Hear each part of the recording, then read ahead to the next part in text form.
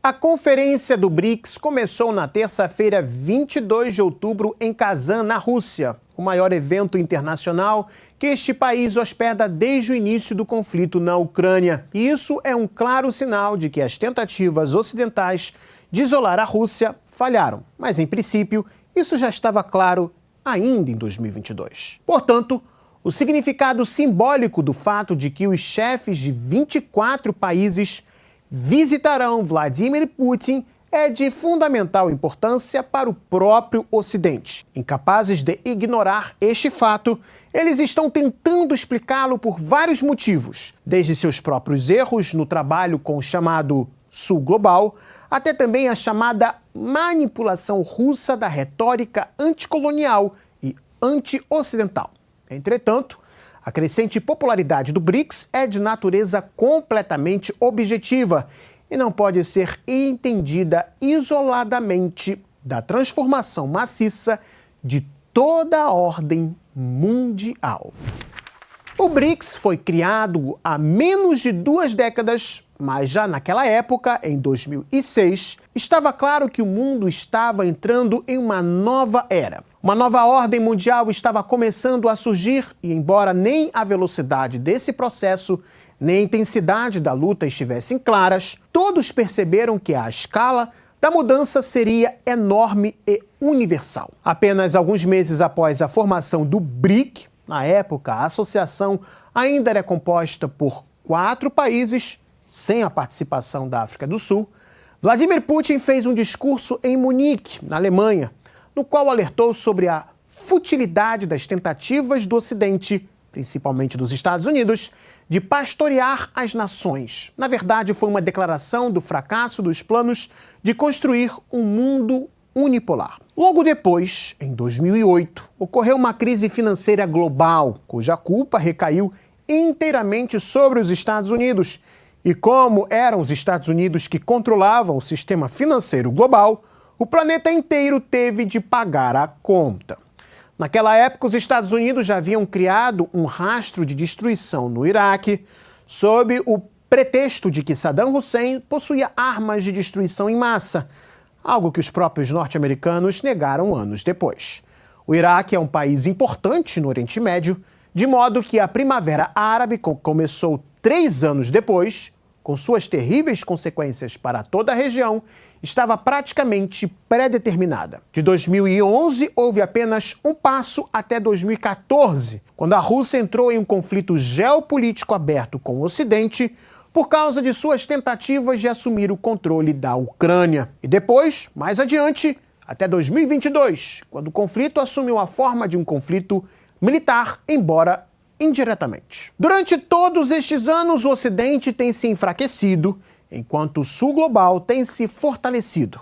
O enfraquecimento do Ocidente foi um processo objetivo com explicações geopolíticas, históricas, econômicas e outras. Mas o principal foi que a era de meio milênio de domínio ocidental estava chegando ao fim, e isso se manifestou na forma do colapso do projeto de globalização de acordo com as regras anglo-saxônicas, nas quais os Estados Unidos e a Europa haviam apostado principalmente. A globalização não estava concluída e começou a desmoronar, não porque a Rússia ou alguns países do Sul Global se rebelaram contra ela, mas por causa de erros em seu próprio projeto. Era impossível abraçar o imenso, ou seja, fazer com que o mundo inteiro vivesse de acordo com as regras políticas, financeiras, econômicas, comerciais, culturais e ideológicas favoráveis ao Ocidente e escritas no Ocidente. É claro que a vertigem do sucesso anglo-saxônica foi muito facilitada pelo suicídio da União Soviética, após o qual a maioria da elite do Ocidente realmente acreditou no fim da história e no advento da era do governo global. No entanto, em meados da década de 20, ficou claro que o Ocidente não conseguiria lidar com o papel de cliente, arquiteto, contratante, construtor global.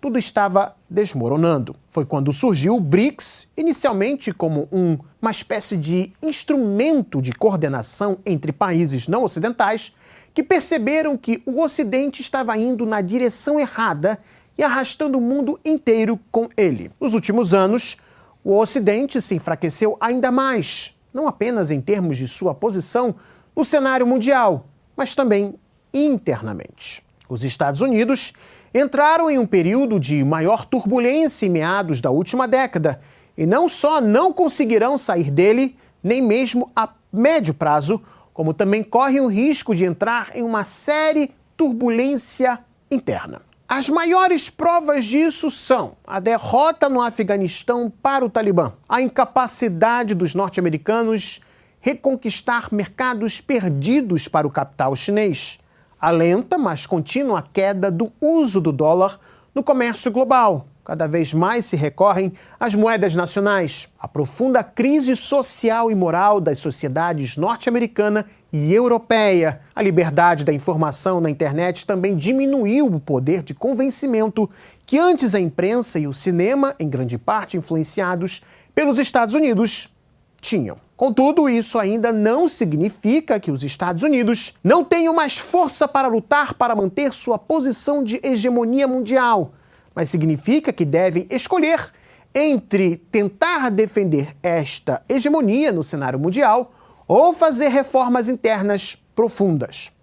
No entanto, o atual establishment americano não está disposto nem é capaz de abandonar suas pretensões de dominação mundial, o que significa que a estratégia e a prática geopolítica de Washington não mudarão sem grandes reviravoltas internas. Ou seja, os Estados Unidos tentarão jogar em todos os tabuleiros ao mesmo tempo, restringindo aqueles em quem veem uma ameaça real ou potencial à sua hegemonia. Mas o que isso significa para o BRICS? Que o bloco terá de se tornar cada vez mais anti-americano, não porque seu objetivo seja confrontar os Estados Unidos, mas porque os próprios Estados Unidos não deixarão em paz. Para Washington, quaisquer projetos para construir uma arquitetura global alternativa financeira, comercial e militar são categoricamente inaceitáveis, especialmente aqueles que unem os principais países do mundo não ocidental, ou seja, China, Rússia, Índia, o mundo árabe e os latino-americanos. E os Estados Unidos aumentarão a pressão sobre os países do BRICS para impedir, ou pelo menos desacelerar, seu movimento em direção à integração dos mesmos sistemas financeiros. O BRICS não se ampliou até 2022, quando começou a aceitar novos membros. Dos 6 países convidados e solicitados, um saiu imediatamente. O presidente Milei, pró-americano e anti-chinês, chegou ao poder na Argentina. Já a Arábia Saudita paralisou um pouco sua adesão. O príncipe Mohammed fez uma pausa e a adesão plena ao BRICS pode ser que seja confirmada na atual cúpula em Kazan. No entanto, Irã, Egito, Emirados Árabes Unidos e Etiópia se juntaram ao BRICS, que de 5 passou para 10. Com esta expansão, o BRICS se tornou uma associação verdadeiramente global, porque antes o mundo islâmico, que tem 2 bilhões de habitantes no mundo, não estava representado nele, mas agora há 3 países deste grupo. E vários outros países muito importantes do mundo islâmico estão na fila, mesmo com a questão com a Arábia Saudita ainda esteja em aberto. Muitos países muçulmanos, como da Turquia até a Malásia, demonstram interesse. É claro que existem muitas diferenças entre os países do BRICS.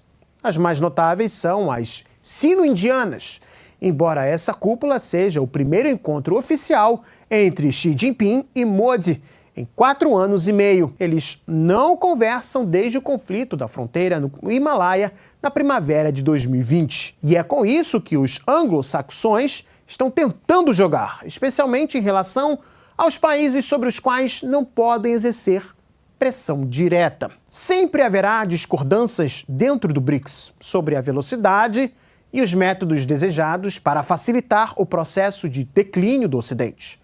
Mas ninguém questiona o fato de que o fim da hegemonia ocidental é do interesse de todos os países que se consolidam em torno do BRICS. Aliás, se os Estados Unidos encontrarem a vontade e a força para abandonar o papel imposto por eles, o BRICS talvez ficará feliz em cooperar na elaboração das regras de uma nova ordem mundial e na construção desta ordem, que, de qualquer forma, será construída junto com o Ocidente ou contra a sua vontade. E se você gostou desse vídeo, deixe o seu like, se inscreva no Gazeta do Mundo e também acione o sininho para não perder os nossos próximos encontros aqui no YouTube. Até mais, pessoal.